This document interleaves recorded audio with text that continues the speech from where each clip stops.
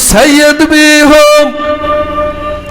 यूं तू सैयद भी हो, मिर्जा भी हो, अफगान भी हो, तुम सभी कुछ हो, बताओ तू मुसलमान भी हो।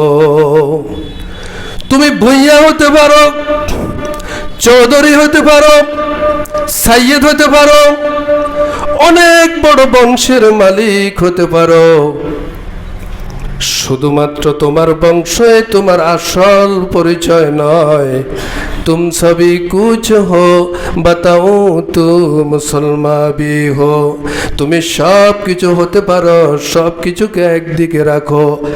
তুমি দুনিয়ার মানুষের সামনে পরিচয় দিতে হবে আমি একজন মুসলমান। সুবহানাল্লাহ। কি পরিচয় দিতে হবে? মুসলমান পরিচয় দিতে হবে, এটাই হচ্ছে আসল পরিচয়। ওয়ামাজতামা কওমুন ফি বাইতিন মিন বুয়ুতিল্লাহি ইয়াতলুনা কিতাবাল্লাহি ওয়া ইয়াতাদারাসুনাহু বাইনাহুম। কোন সম্প্রদায়, কোন জাতি, কোন গোষ্ঠী যখন আল্লাহর ঘর সমূহের মধ্য থেকে কোনো এক ঘরে একত্রিত হয়। আল্লাহর ঘর সমূহ কি বলেন তো সবাই? আল্লাহর ঘর কোন গায়েন? মসজিদ। চিনছেন তো? এই যে আমরা এখানে একত্রিত হয়েছি, ঠিক আছে নি? ওয়ামাজতামা ফি বাইতিন মিন বুয়ুতিল্লাহ। যখন কোন সম্প্রদায় আল্লাহর ঘর সমূহ থেকে কোন এক ঘরে একত্রিত হয়, কি হয়? একত্রিত হয়। কি জন্য বলেন তো? কি জন্য? আমরা কি জন্য? নামাজ পড়ার জন্য না, নামাজ পড়ার জন্য না। আপনারা যে দাওয়াতে যান, ওখানে কি ফায়েস খাইতেন নি? যান, ফায়েস খাইতেন যান। আর দাওয়াত খাইলে খাওয়ার পরে ফায়েস কি আসে না? তাহলে আমরা ফায়েস খাইতে যাই না, কিন্তু ফায়েস পাই, ঠিক আছে কিনা?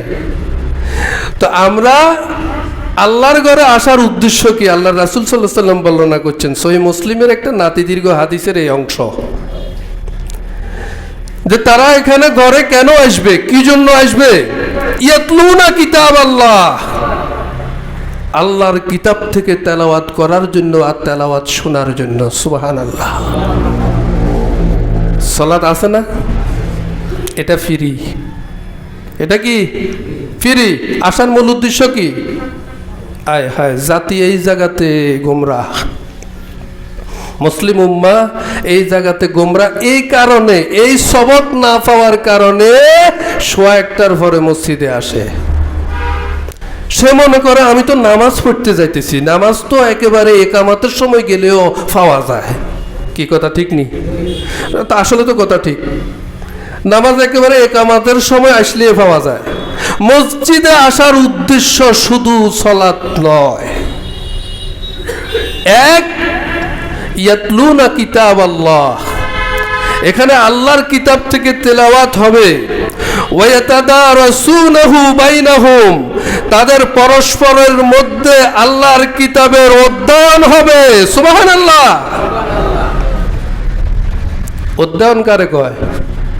আগে কইলেন তেলাওয়াত হবে, এবারে কয় অধ্যয়ন হবে। কি হবে? আল্লাহর কিতাবের অধ্যয়ন হবে। অধ্যয়ন হলো, তেলাওয়াত হলো শুধু এটাকে দেখে দেখে বা মুখস্থ একটা আয়াত পড়া, আমি পড়লাম, ঠিক আছে না? আর অধ্যয়ন হলো আমরা পরস্পর, বাইনাহুম শব্দ রাসূল সাল্লাল্লাহু আলাইহি ওয়াসাল্লাম ব্যবহার করেছেন। আমরা পরস্পর সকলে মিলে এই আয়াতের বা এই হাদিসের অর্থ, বৃত্ত, শানে নুজুল, শানে উরুদ, কি জন্য নাজিল হয়েছে, কেন নাজিল হয়েছে, কোন প্রেক্ষাপটে নাজিল হয়েছে, বর্তমানে সেই প্রেক্ষাপট দেশে আছে কি না, থাকলে বর্তমান মুসলিম উম্মার মুসলমানদের করণীয় কি, এই সব বিষয় ওই আয়াতের আলোকে আলোচিত হবে। এর নাম হলো দরস। এর নাম কি? দরস। এটা কোরআনের আয়াত দিয়ে শুরু হলে তার নাম হবে দারসুল কোরআন, হাদিস দিয়ে শুরু হলে তার নাম হবে দারসুল হাদিস। কথা বুঝেননি আপনারা? আমার কথা বুঝতেছেন?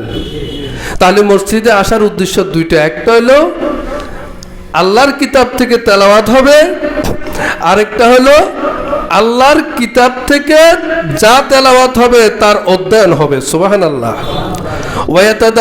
ওয়ায়াতাদারাসুনা বাইনাহুম, আল্লাহর কিতাব থেকে তাদের ভিতরে দার্স হবে, অধ্যয়ন হবে। আর এই কাজটি করার জন্য যারা মসজিদে একত্রিত হবে সকাল সকাল মসজিদে চলে যাবে। ইল্লা নাযালাত আলাইহিমুস সাকিনা, রাসূলুল্লাহ সাল্লাল্লাহু আলাইহি সাল্লাম বলেন, এই অবস্থায় আল্লাহর শান্তির অমীয় ধারা তাদের উপরে নাজিল হতে থাকে। সুবহানাল্লাহ। মসজিদে আসলে কোনো গন্ডগোল হয় না কেন জানেন? জানেন কি না? জানেন না? আজকে শুনি নেন, এখানে আওয়ামী লীগের লোকেরা আছে, আছে না? বিএনপির লোকেরা আছে না? অন্যান্য পার্টির লোকেরা আছে না? একটা পার্টি করে না যে হেগুনো আছে না?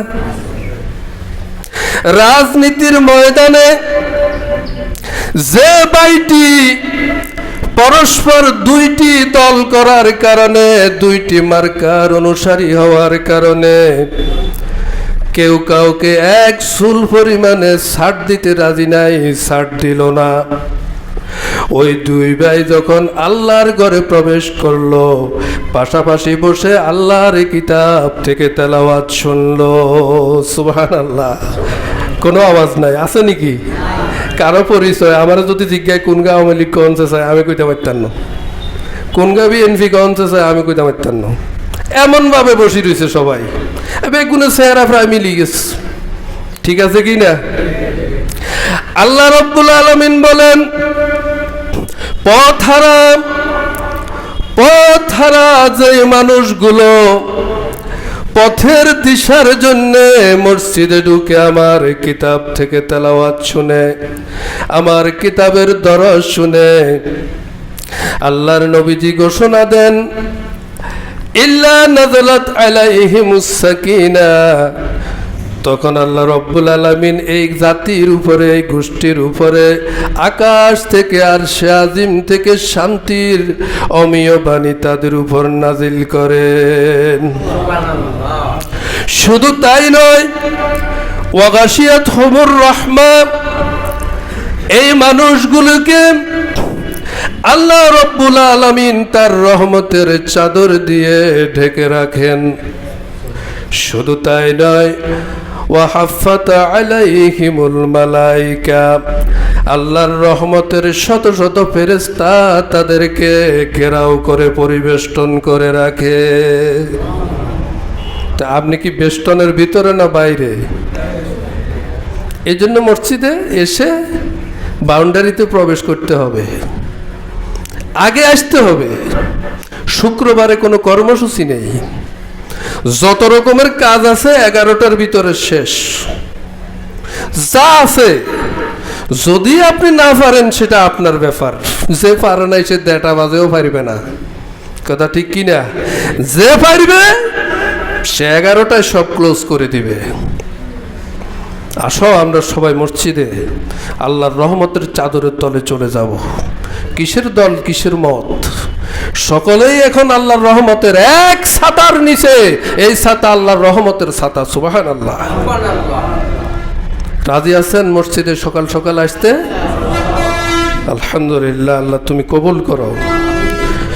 শুধু তাই নয়, ওয়াযাকারাহুমুল্লাহু ফীমান ইনদাহু, যে মানুষগুলো একত্রিত হলো মসজিদে আল্লাহর রহমতের ছায়াতলে, ছাতার ভিতরে যারা একত্রিত হয়ে গেল, আল্লাহ রাব্বুল আলামিন আরশে আজিমে তার নিকটতম ফেরেশতাদেরকে ডেকে ডেকে বলে, ও ফেরেশতারা, মানব জাতি সৃষ্টি করতে নিষেধ করেছিলি, আজকে তাকিয়ে দেখ ইস্টার্ন মসজিদে কতগুলো মানুষ একত্রিত হয়ে আমার গুণগান করে।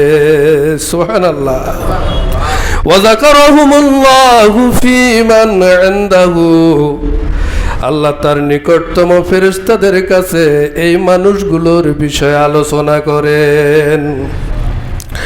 ওয়া মান বাত্তা বিহি আমালুহু, হাদিসের শেষ কথা, ওমান বাত্তা বিহি আমালুহু, যার আমল তাকে পিছনে ফেলে দিয়েছে, গ্রহণ করতে পারে নাই, লাম ইউসরে বিহি নাসাবুহু, তার বংশমর্যাদা তাকে সামনে এগিয়ে নিয়ে যেতে পারবে না। সুবহানাল্লাহ। আপনি সচিব, বুইয়া, ফাটোয়ারি, কত লকব, আমল যদি পিছনে পড়ে যায়, আল্লাহ রাসূল বলছেন তোমাকে তোমার কোন বংশমর্যাদার সামনে এগিয়ে নিয়ে যেতে পারবে না। ইউতু সাইয়্যিদ বিহু, ইউতু সাইয়্যিদ বিহু, মির্জা বিহু, আফগান বিহু, तुम सभी कुछ हो बताओ तो मुसलमान भी हो। তুমি ভুইয়া হতে পারো, চৌধুরী হতে পারো, সাইয়্যিদ হতে পারো, অনেক বড় বংশের মালিক হতে পারো, শুধুমাত্র তোমার বংশই তোমার আসল পরিচয় নয়। तुम सभी कुछ हो बताओ तो मुसलमान भी हो। তুমি সব কিছু হতে পারো, সব কিছুকে একদিকে রাখো, তুমি দুনিয়ার মানুষের সামনে পরিচয় দিতে হবে আমি একজন মুসলমান। সুবহানাল্লাহ। কি পরিচয় দিতে হবে? মুসলমান পরিচয় দিতে হবে, এটাই হচ্ছে আসল পরিচয়। قال رسول الله صلى الله عليه وسلم من غدا إلى مسجد لا يريد إلا أن يتعلم خيرا ويعلمه। রাসূলুল্লাহ সাল্লাল্লাহু আলাইহি ওয়াসাল্লাম ইরশাদ করেন, যে ব্যক্তি সকাল সকাল মসজিদের দিকে চলে যায়, তার উদ্দেশ্য শুধুমাত্র শিখবে এবং শিখাবে। উদ্দেশ্য কি? শিখবে অথবা শিখাবে। এখানে কার কার কথা আসছে দেখেন। এক নম্বরে আসছে খতিবদের কথা। শিখাবে কারা? খতিবেরা। দুই নম্বরে আসছে মুসল্লিদের কথা। শিখবে কারা? দেখেন, আমি অনেক দিন বলছি কিন্তু এখানে আসবেন শিখার উদ্দেশ্যে আসবেন। আমরা আসি জুরার উদ্দেশ্যে, আমরা আসি যেন জুরি। মসজিদে আসলে কেমনে অলসতা আসে, কেমনে আসে? মাইন্ড সেট আপ ঠিক হয় নাই, যে মসজিদমুখী মাইন্ড নিয়ে আসেন নাই। দুনিয়াকে, সমাজকে ট্যাকেল দেওয়ার জন্য মসজিদে এসেছেন। এই সময় মসজিদে না আসে আর উপায় নাই, শর্মে বর্মে, লোক শর্মে, শোক শর্মে। তো এই জন্য মসজিদে আজ জুড়ে। কথা বুঝেননি? قال رسول الله صلى الله عليه وسلم من غدا إلى مسجد, যে ব্যক্তি সকাল সকাল মসজিদে যায়, কেন যায়? লা ইউরিদু ইল্লা ইয়াতাআল্লামা খায়রান আও ইউআল্লিমাহু, হয়তো ভালো কোনো কিছু শিখবে অথবা ভালো কোনো কিছু শিখাবে। লা ইউরিদু, এই ছাড়া আর কোনো উদ্দেশ্য নাই। উদ্দেশ্য কি? ভালো কিছু শিখবে। আমরা কি এই উদ্দেশ্য নিয়ে মসজিদে আসতে পারি? আজ থেকে ইনশাল্লাহ আমরা জানলাম তো, আজ থেকে আমরা জানলাম তো যে মসজিদে যাওয়ার উদ্দেশ্য আগে বর্ণনা করছি। কয়টা? আগের হাদিসে বলে গেছেন নাকি? দুইটা। ইয়াতলুনা কিতাব আল্লাহ, আল্লাহর কিতাব শোনার জন্য যাব। ওয়ায়াতাদারাসুনাহু, তার দার্স শুনতে যাব, অধ্যয়ন করতে যাব। পরস্পর ইমাম মুক্তাদি অত্তরই কি করুম? অধ্যয়ন করব, অধ্যয়ন শুনবো, এই দুই উদ্দেশ্য। এবারের হাদিসে উদ্দেশ্য দুইটা, মোট কয়টা হইল? 60টা। এই 60টা সারা জীবন মনে রাখতে হইব। এক নম্বর হইল ভালো কিছু শিখতে যাব অথবা ভালো কিছু শিখাতে যাব। কি কথা ঠিক আছে নি? এবার মনে থাকবো নি 60টা। আল্লাহর কিতাব তেলাওয়াত হবে, মসজিদে শুনতে যাব। আল্লাহর কিতাবের উপরে দার্স হবে, মসজিদে দার্সে অংশগ্রহণ করতে যাব। ভালো কিছু শিখতে যাব, ভালো কিছু শিখাতে যাব। লা ইউরিদু, এই ছাড়া আর কোনো উদ্দেশ্য নাই। সুবহানাল্লাহ। পারবেন নি ইস্তেকামাত থাকতে? পয়সা খরচ আছে নাকি? খরচ তো নাই, আছে নি? হিস নামিয়েন না, চান্দা চাইলে না হিস নামবেন, এর আগে হিস নামবেন কিনলে, কথা বুঝুন না। সুতরাং বিনিময়টা কি এবারে সেটা শুনেন। কানা লাহু কাজরি হাজ্জিন তাআম্মান হাজ্জাতুহু। নবীজি ইরশাদ করেন, যে ব্যক্তি এই উদ্দেশ্যগুলো নিয়ে মসজিদে সকাল সকাল প্রবেশ করবে, তারা আমলনামায় একখানা পূর্ণাঙ্গ মকবুল হজের, বড় হজের সওয়াব লিখে দেয়া হবে। সুবহানাল্লাহ।